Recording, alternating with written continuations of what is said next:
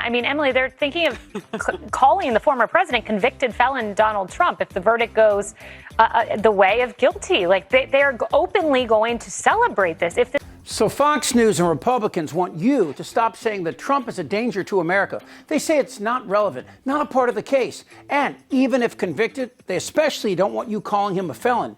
But he will be a felon. I want to be a dictator. But while we wait for a verdict, while his judges on the Supreme Court and Judge Cannon in Florida protect him from further trials, even after grand juries of regular people sought to indict him, the snowflakes on the right want to pretend that none of these events ever happened, and we should stop talking about it. Mistake by the Biden campaign.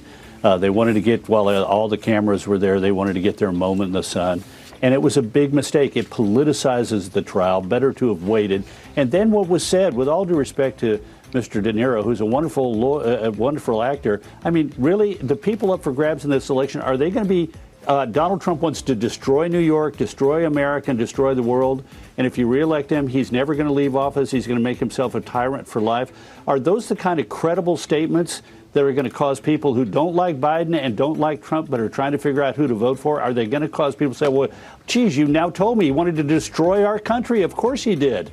The people who believe that are already in the Biden camp. Whoa, Carl, every day your boy Trump comes out and says Biden is destroying America. Make no mistake about it. I'm here because of crooked Joe Biden. The worst president in the history of our country is destroying our country. But not a peep from you, Carl, or anyone on Fox News about the lies Trump says every day about Biden, Judge Merchan, and prosecutor Alvin Bragg. And for the record, has Biden ever publicly challenged the outcome of an election or tried to overturn an election by sending armed and violent insurrectionists to halt the counting of votes, who then assaulted and sent to the hospital over 100 police officers while crying for the assassinations of the Speaker and the Vice President? The truth is this: January 6th is a seminal moment, not just politically, but instead a troubling omen for what might lie ahead if Trump regains power. We will treat those people from January 6th fairly. We will treat them fairly. And if it requires pardons, we will give them pardons because they are being treated so unfairly. Imagine how the men and women of the Capitol Police feel when they hear Trump say that the thousands who beat them with American flags will be able to walk away from justice, so Trump can make yet another stab at destroying the fabric of our democracy. Somebody who has been here outside of this courthouse every single day, I've heard from a lot of allies of Donald Trump. His two sons, Don Jr. and Eric, are here. His daughter, Tiffany Trump, is here today. You guys came down and made a concerted decision to come here and speak out, but also with Robert De Niro here. Can you kind of give me a framework of how you guys are looking at the next 5 months, the roles you play in the broader Biden campaign coming out of these trials? Well, first of all, I'm incredibly grateful for, Robert De Niro lending his celebrity and his voice to this cause. That being said, I think that it's disheartening to know that that's what it takes 3.5 years after an insurrection at the Capitol in which hundreds of police officers were brutalized and our democracy was threatened, to get the media's attention. And listen, I'm not painting everyone with a broad brush here. Some networks have done an excellent job, but there's still networks out there that are mischaracterizing the facts of that day. And elected officials. Mischaracterizing, the events that led up to the insurrection at the Capitol. And then there are other networks that have just turned away from the insurrection as if, we can just forget about it and move beyond it, and the country will somehow come together without accountability for that day. He's right. Republicans want to pretend that it never happened, but we know it happened. And in the beginning, these hypocrites called out Trump. Well, let me give you my view of what happened January the 6th. And we're here. We saw what happened.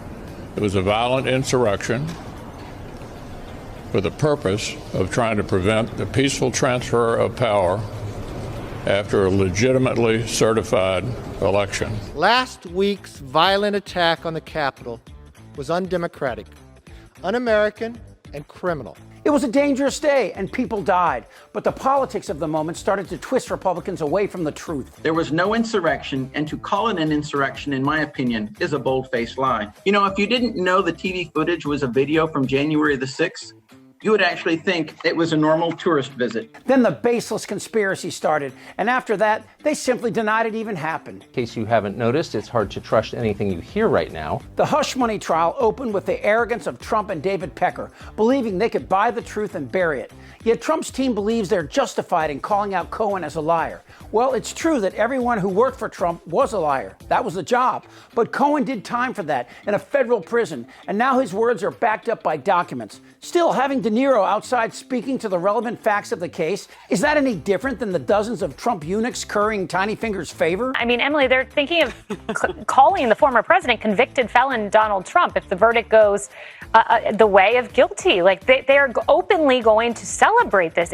No, we won't be celebrating Trump's felony status. We will be celebrating the end of 8 years of lies and attacks on our nation by a sociopath whose mental acuity perils the planet. He's insane and shouldn't even be allowed a visitor's pass into the White House, much less the nuclear codes. Russia, if you're listening. And I won't even mention Putin. It was a massive whiplash, change of mind, change of heart, apparently. And the thing is that they could be taking the higher road the entire time. Remember, Biden promised that in his campaigning where he said, I'll be the adult in the room. He's shown anything but. And to me, this absolutely displays not only a panic, but a sort of devolving of any type of class. Ah, come on. Did you just say class? Come on, man. Are you freaking serious? Okay, let's compare. One guy served the nation for 50 years, attends church weekly, is married to the same woman for 47 years. The other guy, he has 3 marriages, cheated on the last one with a porn actress while his wife breastfed his son, had sex with a Playboy model whom he paid off to stay silent, was convicted of rape, and then was caught on tape saying this.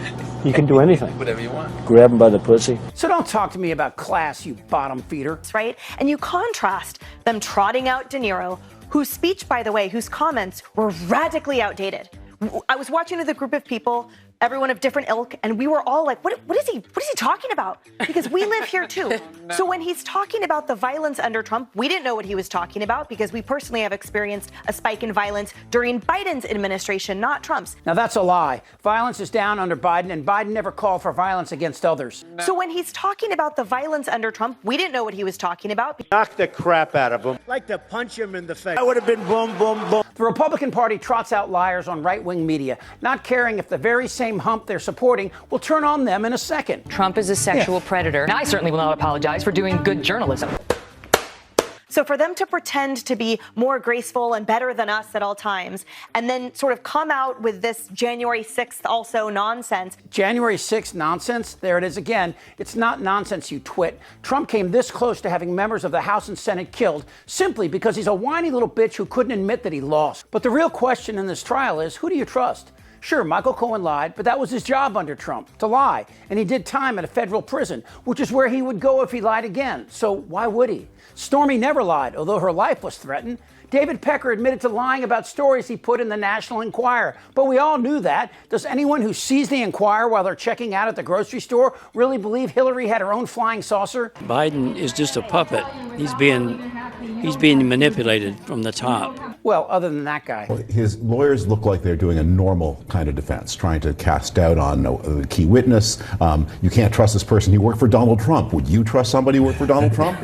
Obviously, if you work for Donald Trump, you're a liar and a crook. Why would anyone trust someone who worked for Donald Trump? That's going to be the defense sum up. But Donald Trump himself is on the next move, which is getting ready to be convicted, getting ready to be, it's the first, we've had the first African-American president. At last, the criminal American community will at last have a representative. The Republican Party and Fox News want to pretend that Trump never did the things he did and believes we should stop talking about it. But Trump lies every day, 40,000 and counting. How can anyone ignore them? And if Trump is convicted, he will most assuredly flee to Florida, where, ironically, he will be unable to vote for himself. Well, not until he serves his time, because that's what felons do. This isn't their Republican Party anymore. Am I wrong? Damn right. You're in a lot of trouble, Donnie. I'm Chip Franklin.